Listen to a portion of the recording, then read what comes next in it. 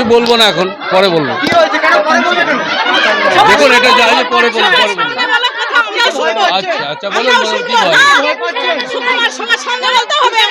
সবার সামনে বলছি, বলুন কি প্রশ্ন, প্রশ্নটা কিসের?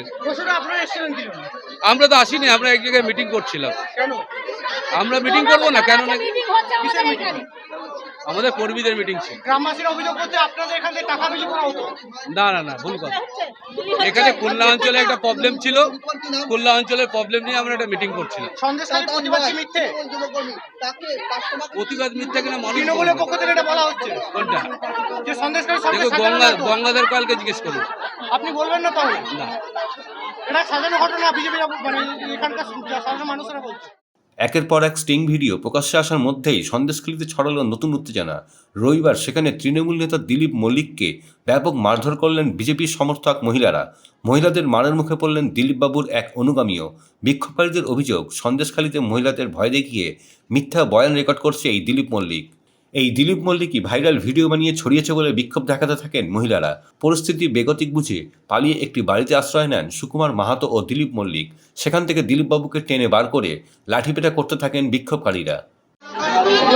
আমি যখন মানুষের স্বার্থে কাজ করছি, মানুষকে নিয়ে কাজ করছি সন্দেশখালীতে, তখন ওদের পায়ের তলায় মাটি সরে যাচ্ছে বিজেপি আর রেখা পাত্র। সেই জন্যে বাইরের অঞ্চল থেকে সব মহিলাদের নিয়ে এসে আচমকা আক্রমণ করা হলো। আমরা একটা বাড়িতে বসে আমাদের খুলনা অঞ্চলের কর্মীদের নিয়ে মিটিং করছিলাম, সেই মিটিংয়ের উপরে আক্রমণ করলো। এই আক্রমণকে তীব্র নিন্দা করি। আর যারা এই দুষ্কৃতীরা বিজেপির কথা এসে আক্রমণ করলো, তার সাজা আমরা চাই।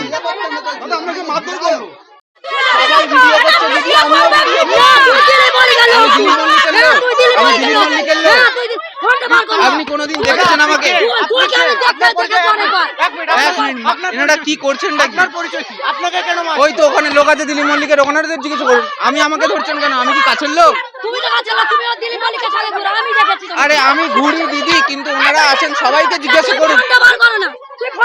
আমার সাথে আপনারা এরকম করছেন? আমি এলাকার লোক। আপনি ভিডিও করেছিলেন? আরে দিদি